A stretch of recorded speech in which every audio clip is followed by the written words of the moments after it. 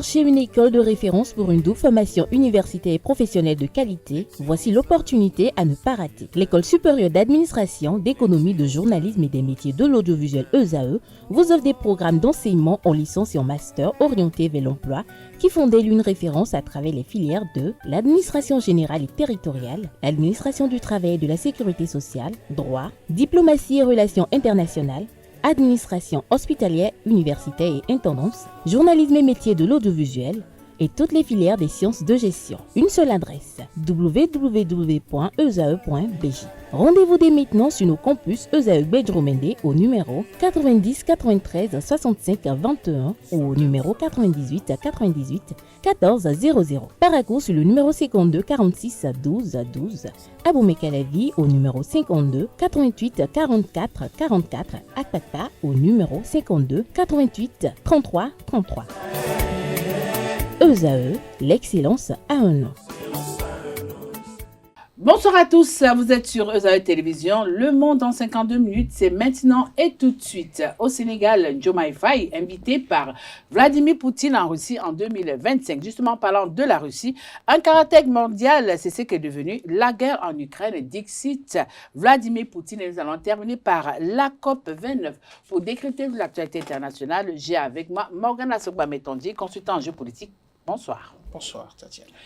Également avec moi, il n'est plus à présenter. Il s'appelle, c'est pas mieux comme ça? Comme tu voudras. Mathieu Amnessi, acteur politique. Bonsoir. Bonsoir, Tatiana.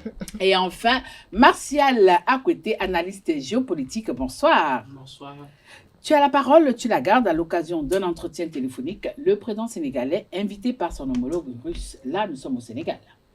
Oui, effectivement, nous sommes au Sénégal et cela est tout à fait compréhensible au lendemain des élections parce que le régime, le couple Bassirou Diomaye Faye Sonko ont maintenant les moyens de mener leur politique et donc il est évident que la Russie dans sa politique, dans sa nouvelle politique d'influence en Afrique de l'Ouest puisse entrer en contact avec les autorités sénégalaises pour voir les moyens de coopération, étant donné que pendant la campagne, ces autorités ont manifesté une volonté de diversifier les partenariats. Et donc, je pense que Moscou a dû attendre suffisamment le bon moment pour entrer dans le jeu. Et donc, on attend de voir ce que ce serait par la suite.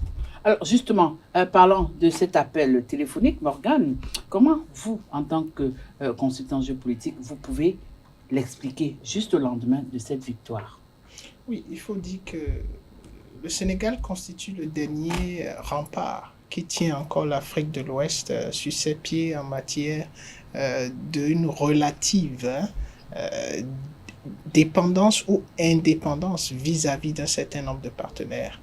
Le Sénégal reste encore ouvert aux partenaires traditionnels, que ce soit la France ou l'Union européenne. Et le Sénégal reste ancré dans ses intérêts par rapport au caractère, disons, panafricain de la chose. Donc c'est très clair que si la Russie veut réussir son coup, comme la plupart des acteurs internationaux, il faut que la Russie réussisse à avoir le Sénégal. Et donc je pense que cette démarche est une démarche de séduction qui est tout à fait logique et compréhensible. Il faut rappeler qu'il n'y a pas que la Russie qui s'est intéressée au Sénégal. On a vu la France et on a même vu le déplacement du président sénégalais vers la France. On a vu aussi les États-Unis. Donc, qu'on le veuille ou non, ce que la Russie est en train de faire aujourd'hui va dans le sens de la dynamique géopolitique globale. Il faut quand même arriver à mettre de son côté les acteurs clés de toutes les régions. Et qu'on le veuille ou non, en Afrique de l'Ouest, le Sénégal est en très bonne position, surtout que le Sénégal a passé toutes ses élections. Donc c'est une stabilité au moins pour 4 ans ou 5 ans qui s'installe au Sénégal, alors que de l'autre côté de la Côte d'Ivoire, le carton est plus ou moins rouge.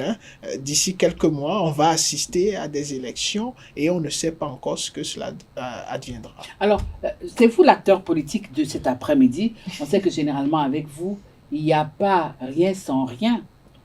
Au cours de l'entretien téléphonique, les deux hommes ont évoqué les relations bilatérales. C'est ce que les médias nous ont servi. Alors, pourquoi cette main tendue juste en ce moment Merci Tatiana. Je crois que Morgan vient de dire, lui, dans un sens où il trouvait que géopolitiquement parlant, Poutine avait des raisons de tendre la perche à Diomaye. Mais il n'y a pas que ça. Diomaye aussi a des raisons d'attraper la perche parce que l'un dans l'autre, notre Afrique a besoin de se repositionner. Elle ne s'est pas encore repositionnée. Non, Vous êtes toujours les bons derniers. Allons-y. Oui, tout à fait. On a toujours été les bons derniers parce que nous sommes malades. Nous sommes malades de ce que vous avez vu sur la toile, les 14 qui seraient sur une liste noire ou rouge, je ne sais quoi, avec le 14e qui est camerounais, puis le premier qui est notre jeune frère, le président, je ne sais pas s'il faut le dire ici, le président Traoré, je crois bien. Est-ce que tout ça, ce n'est pas symptomatique de ce qu'il nous fallait, géopolitiquement parlant, un positionnement autre que le positionnement qu'on avait. Et puis aujourd'hui, avec l'annonce de la Russie qui menaçait dans ces termes que voilà, la guerre s'internationalise, la guerre devient une guerre de la planète, telle que les autres sont en train de la mener. Bon, ce serait tant mieux. Vous saviez que politiquement toujours parlant, le président Kadhafi, paix à son âme, aurait pu être tué plus tôt. Il a fallu cette Russie pour le sortir d'affaires, mais un de ses enfants serait parti en son temps. Et donc aujourd'hui, si on se met dans la posture qui avait amené Sonko au pouvoir, si cette posture devrait vraiment se renforcer, il y a le reproche qu'il lui fait qui était que oui, on l'a vu dire si, et puis dans la pratique, il est allé plusieurs fois en France, on ne l'a pas vu. Donc je crois que le jeune, ne lui connaît pas tout de suite d'étiquette, il est dans le jeune, l'équipe. Qu'est-ce qui vous fait peur? Pourquoi vous ne voulez pas qu'on lui colle des étiquettes, monsieur? Non, ne lui collez pas. Tous les coups sont permis en politique. Bon, même au niveau des relations internationales, tous les coups sont permis. Pourquoi est-ce qu'il n'a pas passé ce premier coup de fil, par exemple, à la France? Par exemple. Avec la condescendance qu'on reconnaît à la France, s'il le faisait tout de suite, je sais que les critiques auraient été plus acerbes. Aujourd'hui, vous le connaissez simplement d'étiquette, mais vous lui aurez envoyé des coups de massue, je crois bien. Et là, je crois qu'il a bien fait de passer ce coup de fil pour rassurer un peu ceux à qui il avait tenu des propos autres que ce qu'il a commencé par faire dès son arrivée au pouvoir, parce que au pouvoir, il s'est rendu compte qu'en fin de compte, il faut aller avec tact et méthode. Et c'est ça. Il est en train d'aller avec tact et méthode pour que ceux qui sont sur la liste qu'on a citée, que ceux-là ne soient pas emportés. Parce que si on les emporte, on va retomber à l'époque où les Mobutu, comment on l'appelle déjà, Sékou Touré, les Mobutu. Non, c'est pas Mobutu, les Sékou Touré, le Ghanéen, comment on l'appelle déjà, le Nkrumah. Donc, si ça les emporte, ça va emporter cette vague-là. Et on va retomber à la case départ. Ce serait dommage pour l'Afrique, mais il faudrait que le mal soit corrigé. Il nous faut des écoutes franches, et la main forte. On pourra aller avec. Et pour avoir la main forte, on ne se réveille pas la veille pour dire qu'on va rattraper. On ne se réveille pas aujourd'hui pour dire qu'on va rattraper celui qui est allé la veille. Et donc, attrapons celui qui est là et qui déjà est en train de faire un travail. Je ne suis pas Poutine. L'autre a dit, sur la liste, un l'avait dit, si on doit changer un métro ou un autre. On n'est pas d'accord. Alors, je suis d'accord qu'on ne va pas changer un mètre pour un autre, mais géopolitiquement parlant, on avait besoin de gérer le tableau avec tact et méthode. Alors justement, vous faites bien de parler de la montée des nationalistes en son temps en Afrique. Et là maintenant, nous avons cette montée des partis nationalistes au niveau du vieux continent. Et on voit un peu l'influence russe. Quand on revient un peu au niveau de l'Afrique, nous avons les pays de l'AES qui sont, qu'on le veuille ou non aujourd'hui, sur une certaine influence russe. Également un pays comme la Centrafrique qui a beaucoup bénéficié des largesses de la Russie. Alors moi, aujourd'hui, je suis en même de me poser certaines questions du genre, est-ce que le PASTEF, qui aujourd'hui, qui est également un parti nationaliste, ça ne nous l'auront pas, n'est pas sous influence russe martiale? Je dis que le PASTEF est sous influence russe serait très tôt de le dire, là maintenant. On voit aujourd'hui, mais on ne connaît pas hier. Oui, effectivement. Donc, ce qu'on peut dire, je pense qu'il faut porter des gants en faisant cette affirmation. Et ce que nous pouvons déjà commencer à déduire de ce qui est en train de se dérouler, il ne s'agirait pas d'être sous l'influence de la Russie. Moi, je pense plutôt aujourd'hui que les États africains, en tout cas pour ce qui est des pays de l'AES et d'autres pays, ont compris la nécessité de diversifier les partenariats et de ne pas passer d'un maître à un autre. Et donc, l'occasion qu'il y a, en fait, entre-temps, ces États se retrouvaient impliqués dans une relation comme s'ils n'avaient pas du tout le choix. On vous dit que nous achetons tel produit et puis si vous rompez avec nous, personne d'autre ne va plus l'acheter. Mais on a constaté que ce qui s'est passé sur le plan géopolitique, c'est-à-dire cette volonté, cette capacité de la Fédération de Russie de s'étendre, de mener une influence dans le monde entier, avec la montée de la Chine évidemment, après avoir résolu un certain nombre de problèmes à l'intérieur, a décidé maintenant de s'afficher sur la scène internationale. À partir de ce moment, les acteurs deviennent de plus en plus nombreux avec qui on peut nouer des partenariats. Et donc, à partir de ce moment, les États africains sont en mesure de sortir de cette vision de rester cloîtrés dans une relation, quand bien même cette relation ne leur est pas forcément bénéfique. Et donc, je pense qu'il ne s'agirait pas de quitter d'un maître à un autre. Et puis, les autres acteurs qui se retrouvent dans ces acteurs majeurs qui viennent entretenir des relations, je veux parler de la Chine, de la Russie, des États-Unis et d'autres pays également comme le Brésil, l'Inde. Nous avons vu l'Inde récemment au Nigeria. Et donc, ces acteurs sont bien conscients du fait que ne pas proposer de partenariat concret, ne pas proposer des éléments qui soient en mesure d'attirer, d'intéresser les Africains, leur cause un risque qu'ils puissent passer dans l'autre camp aussi facilement. Et donc, ça rééquilibre les choses aussi bien au niveau de ces acteurs qui viennent entretenir des relations au niveau des pays africains qu'au niveau des pays africains eux-mêmes. Alors, Martial parle de rééquilibrer les choses. Ça m'amène à vous poser cette question. Nous savons tous que la France est le premier partenaire commercial du Sénégal, mais aujourd'hui, la Russie est le partenaire de choix. Alors, est-ce qu'il sera facile pour le duo présidentiel Diomaye Faye, Diomaye Faye qui est le président et son premier ministre, de rééquilibrer ces partenariats? Alors, il faut comprendre déjà tout de suite que l'objectif n'est pas de rééquilibrer les partenariats. L'objectif de cette équipe est de tirer au maximum possible profit de chaque partenariat. On ne cherche pas l'équilibre. C'est pour cela que dès ils ont pris le pouvoir, qu'est-ce qu'ils ont fait? Ils ont remis en cause tous les accords sur l'exploitation du pétrole qui étaient passés déjà et même bouclés avant leur arrivée. Pourquoi? Parce qu'ils ont estimé que la plupart de ces accords, dans leur contenu, dans leur fond, ne bénéficiaient pas aux Sénégalais. Et il ne s'agit pas que des accords avec les sociétés françaises, mais toute société qui se retrouvait dans le processus d'exploitation de ce pétrole au Sénégal, et avec tout ce qui est dispositif des règles pour maintenir l'environnement, prendre soin de l'environnement, ils ont dit tout de suite que l'exploitation du pétrole était une priorité et que les questions d'environnement n'étaient pas réellement une priorité pour le Sénégal. Et qu'ils étaient prêts donc à aller dans cette exploitation sans tenir compte forcément de tout l'armada qui encadre les questions d'environnement pour l'exploitation. Donc je pense qu'ils s'inscrivent dans cette logique et qu'il s'agira de voir qu'est-ce que la Russie offre au Sénégal et qu'est-ce que la France offre au Sénégal. Et je suis persuadé, c'est une certitude, les deux n'offrent pas la même chose. Et aujourd'hui, c'est justement ce que la plupart des autres acteurs de la sous-région n'ont pas su faire.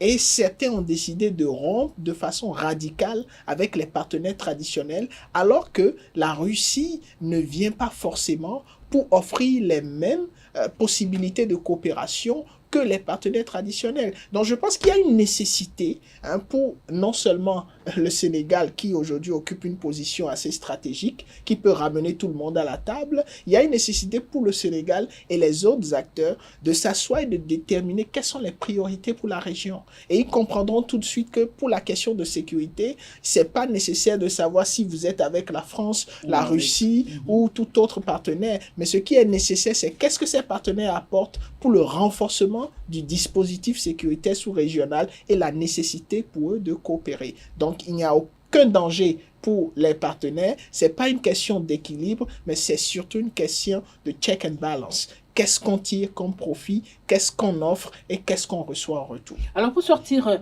de ce sujet de cet après-midi, la Russie est-elle décidée de mettre ses pieds dans les plats en Afrique par rapport aux Occidentaux? Le géopoliticien là, il avait annoncé. Il y a de raisons que la Russie tende la main à ces pays-là. Nous sommes malades, nous avons besoin de la Russie a besoin de nous. Donc la Russie aussi est malade comme nous, quoi. La Russie a besoin de nous, nous avons besoin de la Russie. Mais pourquoi vous fuyez le mot malade? Je ne voudrais pas les accuser particulièrement. Je concède aux diplomates, géopoliticiens, et aux analystes. Oui, voilà. moi je suis politique et je concède. De votre œil politique, justement. De mes yeux politiques. Et donc je constate que la Russie a de raison de tendre la perche au petit pays que nous sommes. Et puis tous, comment peut-on comprendre qu'un petit pays qu'on connaît mette tout un continent comme dans un mouchoir de poche. On a de raisons de vouloir sortir du mouchoir où on nous a mis. Et donc il fallait diversifier un peu. Mais diversifier, c'est pas sauter de A à B, c'est pouvoir voir avec intelligence, avec méthode, avec beaucoup de perspicacité, qu'est-ce qu'on nous offre, qu'est-ce qu'on avait, qu'est-ce qu'on nous offre et qu'est-ce qu'on propose. Parce que c'est pas seulement nous offrir. On nous offre, d'accord, tu nous offres, mais nous on propose tant. Et si on revient sur notre proposition, c'est un peu le milieu. C'est un peu tracer une tangente de deux angles. Si la tangente comprend, c'est tant mieux pour nous. Mais qu'on aille dans la proposition faite par l'autre, ce n'est pas intéressant. C'est parce que ça, l'autre viendrait avec des propositions qui l'arrangent, c'est naturel. Et donc, il faut que nous ayons des propositions à faire. Le Sénégal étant la porte d'entrée de l'Afrique de l'Ouest, donc il y a de raisons que le Sénégal prenne les choses avec plus de recul par rapport à nos amis de l'AES, qui tout de suite, c'est vrai, le Diomaye Faye a fait le tour, mais n'a pas eu l'élan attendu par le peuple. Mais c'est tant mieux. Les gens n'avaient pas compris, mais ils finiront par comprendre que oui, quand on est à la touche, on a des propos, mais quand on se retrouve dans la marmite, attention, c'est un peu chaud, il faudrait savoir s'accommoder pour supporter la chaleur interne. Alors justement, pour sortir définitivement, avec cette large victoire du PASTEF aux élections législatives, est-ce que le président sénégalais pourra véritablement, sans une opposition quelconque, oui, nous savons qu'il aura un boulevard libre, mais est-ce que le peuple le laissera faire? Vous allez me dire que c'est le peuple qui a accordé cette large victoire au PASTEF, mais on parle du peuple sénégalais.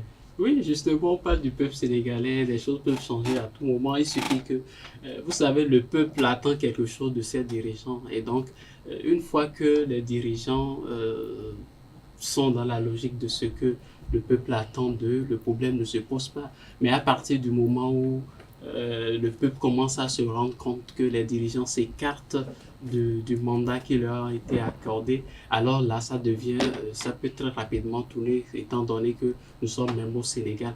Moi, je pense que cette victoire du PASTEF, cette large victoire du PASTEF, j'allais dire d'ailleurs, est le témoignage que le peuple veut vraiment donner la possibilité à ce régime de mettre en œuvre tout ce qu'ils ont pu dire. Et puis, celui d'à côté de moi me l'a dit tout à l'heure. Ce qu'on dit, M. Avessi, ce qu'on dit quand on est à la touche est complètement différent des réalités quand on se retrouve dans le jeu. Et donc, je pense que l'intérêt pour eux aujourd'hui, c'est de vraiment comprendre la signification de cette victoire qui leur a été accordée par le peuple et d'agir dans le sens qu'il faut pour pouvoir effectivement satisfaire ce peuple. Sinon, ça peut changer à tout moment. Quittons le Sénégal pour la Russie, un caractère mondial, c'est ce qui est devenu la guerre en Ukraine. Parole de Vladimir Poutine, l'utilisation par l'Ukraine d'un missile balistique supersonique de moyenne portée. Ça change tout, Morgane. Oui, il faut préciser qu'il n'y a pas de charge. Il n'y a pas de charge. Voilà. C'est comme tirer un fusil de chasse à balles blanches. Voilà. Ok, allons-y. Et la déclaration qui suit va dans le sens. C'est un avertissement. Est-ce que c'est aujourd'hui que cette guerre est globale? Non, les conséquences ont été senties partout. Partout, sur tous les continents. Mais aujourd'hui, qu'est-ce que Vladimir Poutine veut signifier à la communauté internationale? C'est que dès l'instant que vous permettez à l'Ukraine d'utiliser des armes que l'Ukraine ne produit pas et que vous donnez l'autorisation, ce que vous avez considéré comme étant une ligne rouge à ne pas dépasser, vous dépassez cette ligne, vous me donnez aussi par la même occasion l'autorisation de vous frapper chez vous. Et j'en ai la capacité, et même d'aller très loin au niveau de l'Ukraine. Et ça, c'est un message que la plupart des chancelleries ont naturellement compris, parce que lorsque vous regardez le comportement d'un État comme l'Allemagne, qui n'est pas forcément dans la même dynamique que tous les autres pays de l'Union européenne par rapport à cette autorisation. Quand vous regardez aussi la façon dont l'autorisation a été donnée par les États-Unis, par un président qui était formellement contre cette possibilité-là et qui est carrément à la fin de son mandat et qui donne une autorisation pareille, alors que nous avons vu les démarches qui quand même ont commencé déjà par être menées par le président élu qui a dit qu'il a passé un coup de fil à Vladimir Poutine, qu'il a passé un coup de fil à Zelensky et qu'il leur a expliqué qu'il est nécessaire de trouver un deal. Il y en a qui parlent de sabotage de dernière minute, une possibilité, mais la possibilité qu'on se retrouve dans un conflit général, mais quand on dit général, rassurez-vous, il y a des États qui ne mettront pas pied dans ce conflit parce qu'ils sont très conscients de leur capacité et ils savent qu'ils ne sont pas en mesure de tenir 24 heures ou 48 heures. Ils ont fait des inventaires, ils ont analysé, il y a des experts qui ont fait des études, et même au niveau de la France, qui dit que la France, techniquement, si ce n'est pas le nucléaire, ne saurait tenir une semaine dans un conflit armé ouvert. Donc je pense que les pays européens ne veulent pas d'une guerre généralisée, mais ce message de Vladimir Poutine est assez clair et nous allons voir quelle sera leur attitude dans l'ensemble. Oui, le message est assez clair. Il estime qu'il a été visé par des missiles venus d'ailleurs, mais on se rappelle aussi que à un moment donné de cette guerre, on a retrouvé des engins nord-coréens qui se sont retrouvés du côté de l'Ukraine, M. Avlici. Bon, tout ça, ça participe de l'élan d'embrasement. L'embrasement est là, c'est imminent. Il faudrait que les acteurs de pointe que sont les présidents des États-Unis, de la Russie et autres, travaillent à ce que la Terre ne s'embrase pas. Ça ne profiterait à personne. Et c'est pourquoi l'autre, il a annoncé l'alerte. Si vous faites ça, vous franchissez cette ligne, je vais la franchir, j'irai au-delà.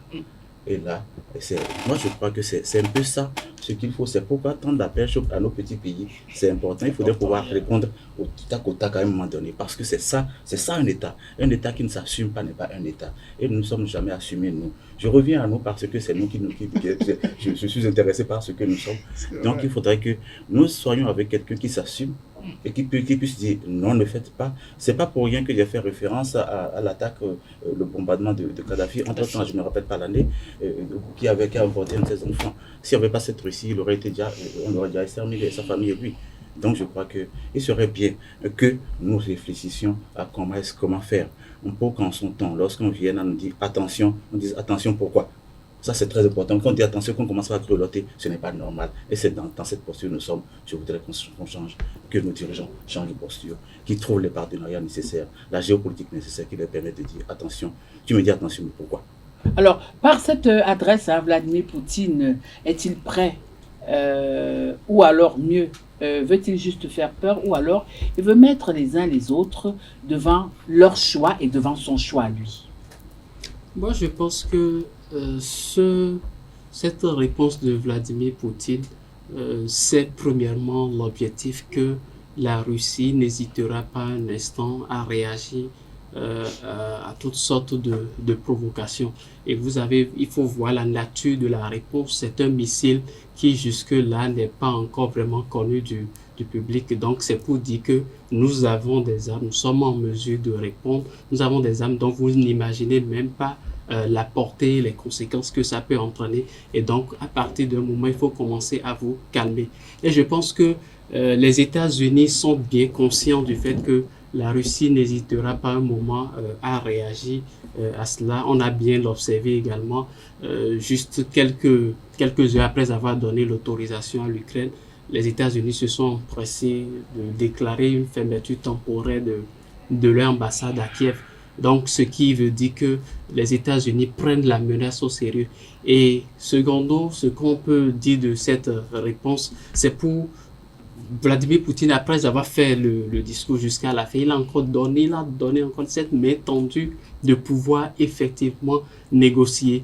Et on entend dans cette main tendue que le régime de Moscou n'est pas n'est pas en mesure de négocier avec le président toujours en exercice. Je veux parler du président Joe Biden.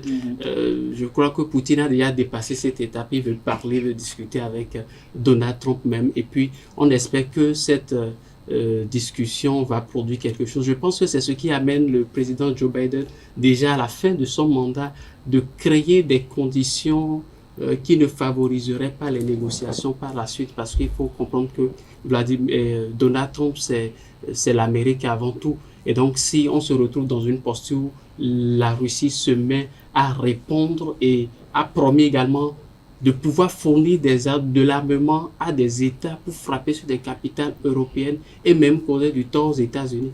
Et donc, si la provocation va jusqu'à un niveau donné et que la Russie se met à mettre en exécution cette déclaration, bien là, les choses ont carrément changé à l'arrivée de Donald Trump. Il ne s'agira plus juste de mettre fin au conflit en 24 heures, ça deviendra tout un casse-tête. Et puis, je pense que c'est cette idée de sabotage que Joe Biden est en train de mener, ce qui est tout à fait compréhensible de sa part, parce que c'est cette position qu'il a toujours défendue. Alors, jusqu'à il n'y a pas longtemps, les menaces nucléaires du président Vladimir Poutine n'étaient que verbales. Et là, au jour d'aujourd'hui, on constate que la ligne rouge a été franchie. Alors, croyez-vous qu'il ira jusqu'au bout, véritablement, de sa pensée, sachant que si jamais la ligne rouge est franchie de part et d'autre, ce sera un embrasement total? Oui, déjà, il y a une chose qui est très claire. Quel que soit le degré de ligne rouge franchi, la Russie ne peut pas se permettre de frapper les États-Unis sur le sol. Il a dit qu'il pourra envoyer des gens. Non, la Russie ne le fera pas. Ce que la Russie fera, c'est de frapper un État européen. Pourquoi? Parce que la Russie est certaine d'une chose. Il y a un America First. Et la Russie n'est pas forcément, il n'y a aucun État qui soit prêt à se confronter avec un America First. America First signifie qu'on fera tout pour défendre les intérêts des États-Unis. Et cet America First qui sera à la Maison-Blanche d'ici quelques jours, il dit qu'il considère l'OTAN comme étant un budgétivore pour les États-Unis. Il n'est pas dans la dynamique de continuer à assurer la sécurité des pays européens, qu'il estime qu'ils doivent payer eux-mêmes. Alors, pour leur sécurité. de vous à moi, ce lundi après-midi, Morgane, oui. Est-ce que vous croyez que Donald Trump, aujourd'hui, c'est vrai, il est dans sa lignée, dans sa dynamique American First, est-ce qu'aujourd'hui, il est prêt à voir les États-Unis ne plus être la première puissance mondiale? Non, c'est justement parce qu'il estime que les États-Unis doivent continuer d'être la première puissance mondiale. Ils ne sont pas sans l'apport des autres. Il y a une chose qui est très importante dans le développement ou le positionnement des États-Unis. Les États-Unis sont devenus la puissance la plus importante du monde entre-temps parce qu'ils se sont repliés sur eux-mêmes pendant que le reste du monde se déchirait. Et ils ont pris la première place devant le Royaume-Uni et plein d'autres États à l'époque qui étaient fortement engagés dans les conflits.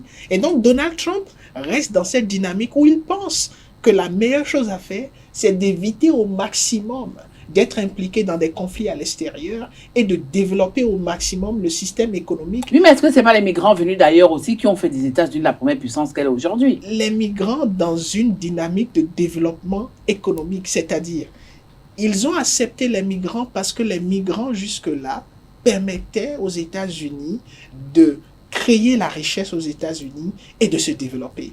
Mais il s'est fait qu'à un moment donné, l'arrivée des migrants n'est plus dans une perspective de création des richesses, mais plutôt dans une perspective de consommation des richesses qui, techniquement, ne sont plus suffisants. Vous entendez même des migrants qui aujourd'hui ont la nationalité, dit qu'ils sont d'accord avec la politique ou l'idée de Donald Trump de vouloir empêcher d'autres migrants de venir, parce qu'ils estiment que tout ce qu'on offre comme avantage économique à ces migrants, c'est quelque chose qu'on devrait investir d'abord sur eux. Ce n'est pas suffisant à leur niveau. Donc, il y a des chômeurs aux États-Unis, il y a des problèmes économiques aux États-Unis, et donc la venue de migrants, pour les Américains aujourd'hui, si on s'en tient à leur élection, est un problème économique additionnel dont ils ne veulent pas. Ce qui veut dire que toute interaction ou coopération qui va apporter un plus économique aux États-Unis dans la dynamique d'America First sera accepté. Mais tout ce qui va constituer un problème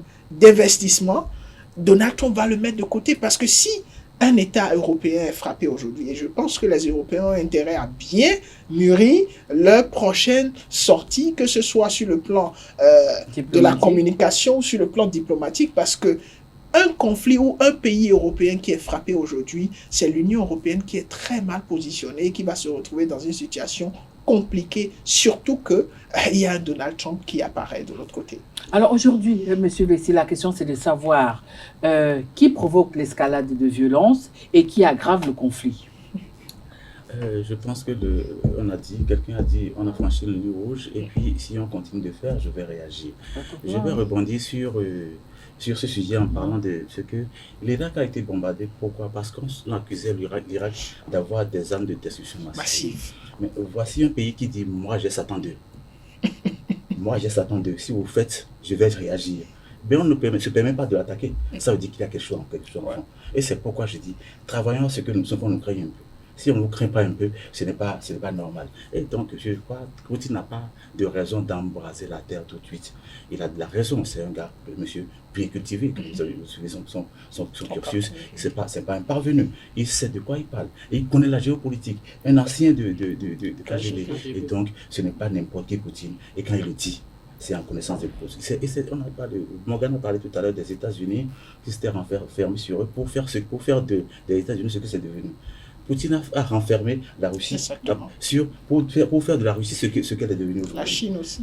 La Chine, pareil. Donc, si on ne sait pas faire... Moi, je suis d'accord avec tout ce que vous dites, hein, mais moi, je veux savoir aujourd'hui qui provoque l'escalade et qui aggrave le conflit. Je vais concéder ça aux géopolitiques pour qu'il en parle parce que je suis politique. Ce qui est sûr, il y a eu provocation, il y a eu des lignes rouges installées, définies, et quelqu'un a franchi, et l'autre dit, si vous le faites en ces termes, je vais réagir. Et quand un cas il a dit, avec des armes, si. Et on n'a pas réagi. On a commencé par le craindre un peu. On veut discuter avec lui, c'est tant mieux pour l'équilibre de la Terre. Parce que la Terre sort de ses orbites, c'est qu'on partirait tous avec... De toutes les façons, les jeux politiques qui sont sur ce plateau, moi je veux savoir qui provoque l'escalade et qui aggrave le conflit.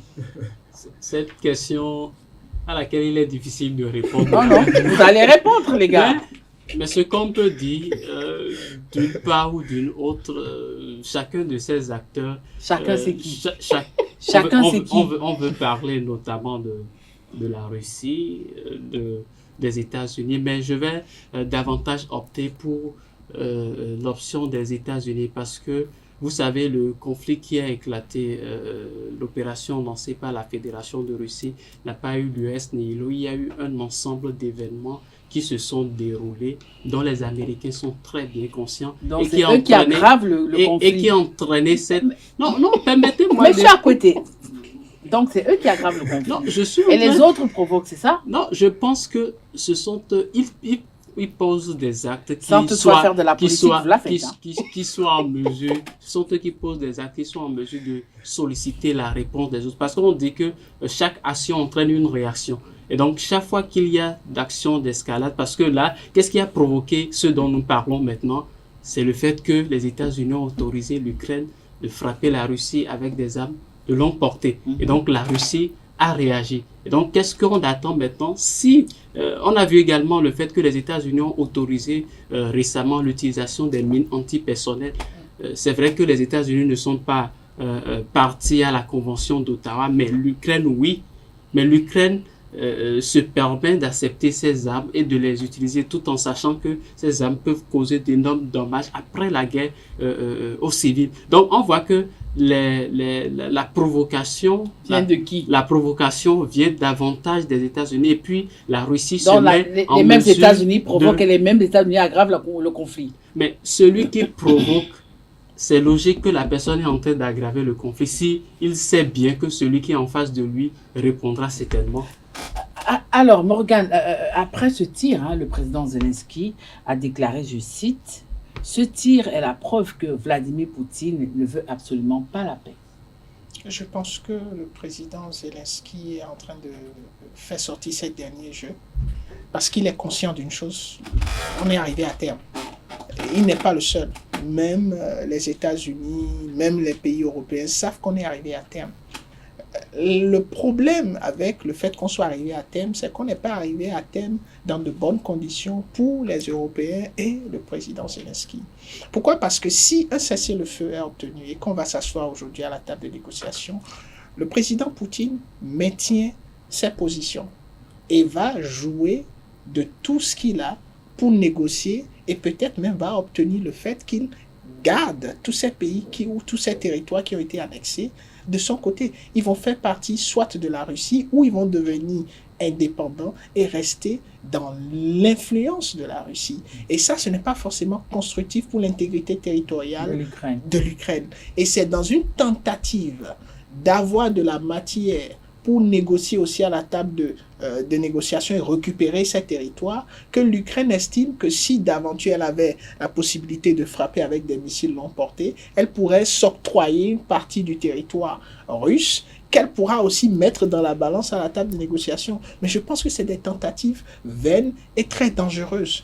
Vaines et très dangereuses, pourquoi? Parce qu'il n'y a aucune chance que la Russie, qui a investi pratiquement seule, même si elle a des partenaires qui l'ont d'une façon ou d'une autre soutenue, qui investit pratiquement seule aujourd'hui, qui a connu des citoyens, des soldats décédés et tout ce qu'on peut compter avec, c'est difficile que la Russie sorte de ce conflit sans rien avoir de façon factuelle.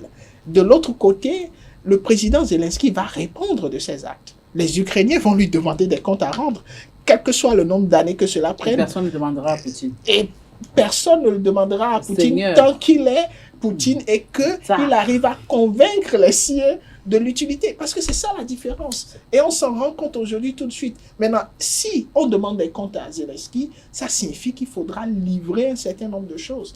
Et aujourd'hui, on n'a pas encore terminé, qu'on a entendu qu'il y a eu des situations de corruption dans la gestion de l'apport financier des États-Unis et certains pays européens, qu'il y a eu des situations de corruption en Ukraine. On n'a pas encore terminé, qu'on a des soupçons par rapport au fait qu'il ait décidé de se maintenir au pouvoir. Donc, il y a beaucoup d'histoires qui font qu'aujourd'hui, il est dans une dynamique où il tente le tout pour le tout. Mais il a besoin que certains acteurs remettent les idées en place. Mais aujourd'hui, Morgane, avec votre permission, est-ce que les chances de l'Ukraine d'intégrer l'Union européenne sont encore intactes? Non, c'est pas possible. Carrément pas possible. Parce que l'Union européenne a des conditions. Et l'une des conditions, c'est la stabilité économique. L'Ukraine n'est pas du tout stable économiquement. Sans parler du danger sécuritaire que l'Ukraine va constituer. Et il faut rappeler que le fait qu'il y a eu plusieurs Ukrainiens qui se sont déplacés vers les pays européens constitue un casse-tête pour les pays européens parce qu'il faut gérer les migrants. Et c'est une manne financière à laquelle ils ne se sont pas préparés parce qu'ils avaient déjà un problème par rapport aux migrants traditionnellement. Donc je pense qu'aujourd'hui, les chances pour l'Ukraine, telles que l'Ukraine se retrouve aujourd'hui d'intégrer, déjà les chances n'étaient pas très grandes avant que le conflit n'éclate. Et aujourd'hui, dans cet état, c'est pas du tout possible. Ça va prendre des années et l'Ukraine va devoir présenter beaucoup d'intérêt pour les pays européens avant qu'ils ne l'acceptent.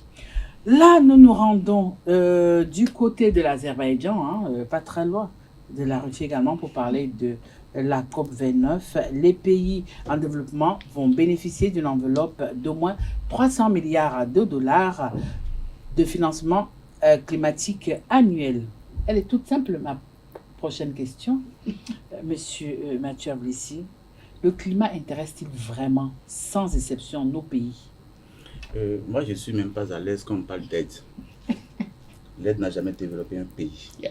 Et quand on parle d'aide, je ne suis pas déjà d'accord. Je veux qu'on soit nationalisé. Je veux qu'on prenne des initiatives par nous-mêmes. Et donc, cette affaire ne me dit pas grand-chose en termes d'aide. Mais si on dit, voilà, nous sommes en train de réfléchir au changement climatique de chez nous, on voit des experts pour réfléchir avec nous, ce serait tant mieux. Mais on dit, on vous aide à faire ça, cher ami. Je ne veux pas être le nom, mais l'aide n'a jamais développé, que je sache. Et donc, je ne veux pas des aides qui vont continuer à nous enfoncer. Alors, comme toutes les COP, monsieur Akwete, dites-nous un peu, est-ce que celle de Bakou a fait la différence? Mais c'est toujours la même chose, c'est toujours le même discours. Il faut sauver le climat. combien est-ce qu'il faut payer aux États africains, et c'est le même discours qui revient tout le temps. On n'a pas constaté de changement majeur, quelque chose de différent par rapport à la COP précédente. 28. Donc voilà, la COP 28 qui s'est tenue à Dubaï, je pense. Donc je pense que cette question de climat aujourd'hui, certains pensent à la théorie du complot pour empêcher les États africains de développer leurs Toujours ressources. les Africains. Voilà, toujours les Africains. Et moi, je m'inscris plutôt dans la perspective que il est vrai que la menace du climat est aujourd'hui bien réelle. On le constate un peu partout, même en Afrique. Et c'est quelque chose qu'il faut aborder. Mais est-ce que adresser cette préoccupation serait de la même manière que cela soit en Europe, aux États-Unis ou en Afrique? Les Africains ou le territoire africain est, je dirais, n'est pas du tout responsable de ce changement climatique et de ces conséquences qui sont qu'on est en train d'observer. Et donc, pourquoi aujourd'hui, quand nous parlons du climat, il faut forcément venir vers les Africains? C'est toujours les Africains, ce sont vers eux, il faut donner le financement pour les empêcher de développer ce qu'ils ont, pour aggraver la situation du climat. Je pense que les Africains devraient sérieusement aujourd'hui se poser la question de savoir, mais est-ce que ce qu'on nous propose par rapport au climat, est-ce que ça nous avantage du point de vue économique, du point de vue de notre développement économique? Parce que c'est la première des choses que doivent rechercher les Africains d'abord, le développement économique, et pour le reste, ça va sur la notion de développement durable. Je pense que ce n'est pas déjà une notion que les États africains doivent s'approprier. La notion essentielle, c'est le développement économique. Et après le développement économique, on peut penser à ce qu'est l'environnement et autres. Alors, après 2 semaines de travaux et surtout des débats très lourds que nous avons tous suivis par médias interposés, les pays développés ont fini, quand je parle de pays développés, suivez mon regard, ils ont fini par avoir pitié des pays en développement avec une enveloppe financière de 300 milliards de dollars. Alors, moi, ma question, c'est de savoir pourquoi les gros pollueurs n'arrivent toujours-ils pas à jouer franc jeu lorsqu'il s'agit du climat? Alors déjà, j'espère que vous avez vu l'enveloppe. Oui, Vous l'avez vu? mais les pauvres estiment que c'est pas beaucoup. Non, mais est-ce que vous avez vu l'enveloppe? 300 milliards de dollars existent. Ils ont dit 300 milliards de dollars.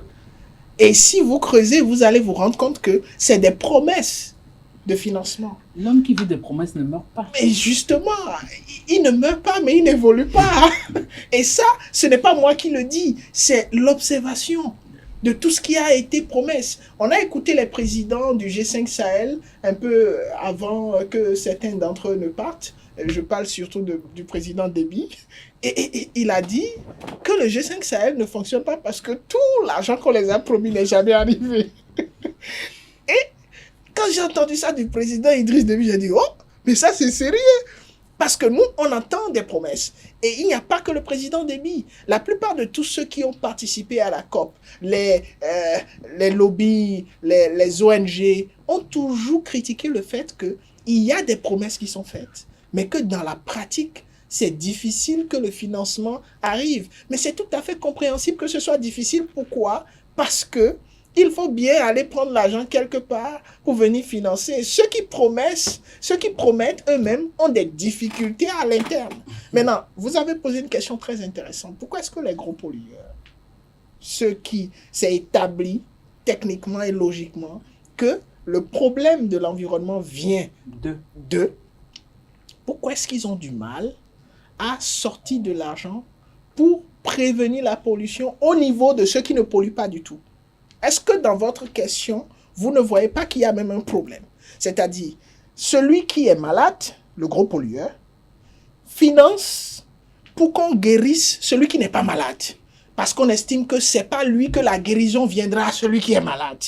C'est une situation très préoccupante et qui justifie le comportement d'un certain nombre d'acteurs politiques africains aujourd'hui qui, techniquement, disent oui, nous sommes dans une logique de protection de l'environnement, nous sommes dans une logique de coopération pour préserver notre planète, mais nous avons des devoirs nous avons les raisons qui ont poussé les acteurs ou nos électeurs à nous rendre président ou leader de nos pays. Les électeurs ont voté pour quelque chose, on a fait certaines promesses. Et sur la liste de la plupart des promesses, vous ne verrez pas des questions de climat. Même aux États-Unis, le président qui est élu aujourd'hui, le président élu aux États-Unis, il a qualifié les questions de climat de hoax. En anglais, ça signifie que c'est une duperie, que c'est quelque chose... Oui, si vous le qualifiez ainsi, il a dit, et normalement ce sont des déclarations qui devraient l'empêcher d'être élu président de la République. Mais qu'est-ce qu'on constate? Il fait la razzia totale. Pourquoi? Parce que même le citoyen américain, c'est-à-dire le pays de free world, ceux qui devraient s'intéresser à la protection de l'environnement du monde entier, estiment que cette question d'environnement ne devrait pas être une préoccupation. Est-ce qu'ils ont raison? C'est tout un autre débat. Mais c'est eux qui ont la capacité d'impulser une dynamique de recouvrement de l'environnement. Mais ils ne le font pas. Donc ce serait difficile de condamner les pays africains qui n'ont même pas d'abord la capacité de s'occuper de ces questions. Ils ont des problèmes fondamentaux, accès à l'eau potable, accès à la santé. Alors, avant de revenir vers vous, je me retourne vers le politique qui est avec nous cet après-midi. Dans ce genre de rencontre, on constate que les pays pauvres, les pays insulaires de l'Afrique, Pacifique et même du Caraïbe ont toujours mal à avoir voix au chapitre. Pourquoi? Nous allons juste comme des spectateurs heureux. Au lendemain de la conférence de Berlin, qu'est-ce qu'on a observé?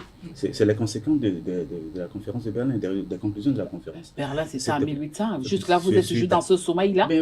Qui nous a réveillés? Ceux qui se sont réveillés, les Nkrumah, on les a expédiés, et ainsi de suite. Ceux qui sont là, qui tentent de réveiller aujourd'hui, on les a mis sur liste, ainsi de suite. Et donc, je crois, revenons donc à cette affaire d'enveloppe. Nous avons suivi le cycle des aides. Vous ne verrez jamais l'argent. On parle d'enveloppe, vous ne verrez jamais l'argent. C'est de l'escroquerie, c'est les Américains qui ont raison. Ils ont leur terme pour dire, je ne sais pas, aussi par au locuteur anglophone comme Morgan, il a dit tout à l'heure, qu'il explique à nos auditeurs ce que les anglophones mettent dans cette terminologie. C'est ça la vérité. C'est du leurre, c'est du vent, c'est du vampirisme. Donc, il n'y a rien dans cette affaire d'enveloppe ici, c'est pour vous escroquer. Et je crois que l'éveil est là. La réflexion aujourd'hui. Oui, mais pourquoi l'Afrique, on va parler de l'Afrique un peu. Oui. Pourquoi dans ce genre de rencontre, l'Afrique n'arrive pas à parler d'une seule et même voix? Mais parce qu'on a pris le temps de nous couper comme ça, et puis nous avons la culture, en tant qu'Africains, nous avons la culture de la trahison. Africain francophone.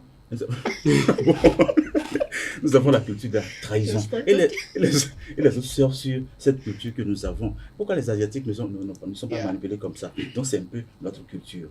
Et on est prêt à vendre d'autres pour de petits sous, pour de petites choses. Et c'est ça. Tant qu'on ne va pas changer individuellement, pour qu'ensemble ça change, ça ne changera pas. C'est pourquoi on parle de l'Afrique. Et moi je dis, je reviens sur les 14 en liste. Si on les laisse partir, c'est qu'on risque de tomber à notre case départ. Et ce serait dommage pour l'élan que nous sommes en train de prendre aujourd'hui. Nous avons vu certains participants aux sorties de ces travaux qui ont quand même estimé que les 300 milliards de dollars, c'est quand même une police d'assurance pour ces pays en voie de développement face à tout ce que l'humanité traverse en ce moment, parlant justement des changements climatiques, Martial.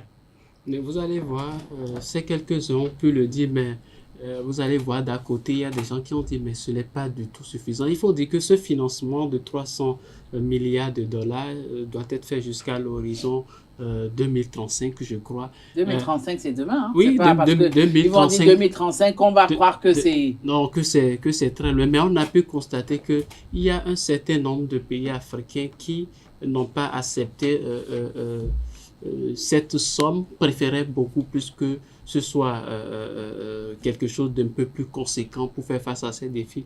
Mais je pense que ce n'est pas là que la question doit se poser pour nous, Africains. Pour nous, Africains, la préoccupation, la priorité, ce n'est pas de recevoir l'enveloppe. Et puis cela, on n'a pas encore constaté ce changement au niveau des pays africains. Vous êtes sûr que ce n'est pas la priorité des pays africains? Parce que les Africains ont de l'argent. Hein. Non, mais c'est justement le problème que nous connaissons. Ça ne devrait pas être le cas, mais nous nous retrouvons depuis longtemps. On voit qu'avec déjà de l'argent, on peut nous amadouer, on peut nous traîner dans une logique qui ne nous plaît forcément pas. Et donc, on n'a pas encore changé cette perception de la chose. Et cela se révèle encore à l'occasion de ces grandes conférences sur le climat. Ce que les États africains doivent faire à partir de maintenant, c'est de se rendre compte que la question du climat, le financement du climat, encore que ce sont des promesses, comme l'ont dit mes co-débatteurs. Donc, les promesses sont toujours là et puis rien ne se fait concrètement. Pourquoi ne pas se réveiller, faire quelque chose, voir les choses autrement? Alors, pour sortir de ce sujet, nous avons quand même observé, à côté de ça, la France qui a estimé que cet accord conclu était décevant et pas du tout à la hauteur des enjeux, alors que les États-Unis, par le biais de son président Joe Biden, ont salué cet accord de la COP 29 comme étant un important pas vers la lutte contre le changement climatique. Oui, il est dans son dada. Le président français ou le président américain? Les deux. Tout compte fait, les deux sont en train de jouer leur rôle. Ouais. Mais ce qu'il faut déjà souligner par rapport au développement durable, je tiens quand même à dire que aucun développement ne saurait être un développement s'il n'est pas durable. L'utilisation du terme développement durable, dans le fond, c'est du branding, il faut le reconnaître. C'est qu'on crée un concept. Dans les ODD, c'est du branding. Bon, c'est pas nouveau. Ouais. Vous savez, avant les ODD, il y avait les objectifs du millénium, du millénaire qui étaient, et on a fait un rebranding. Il n'y a rien de nouveau concrètement, il y a juste une façon de renouveler sa volonté. Donc, les pays africains s'inscrivent dans du développement durable.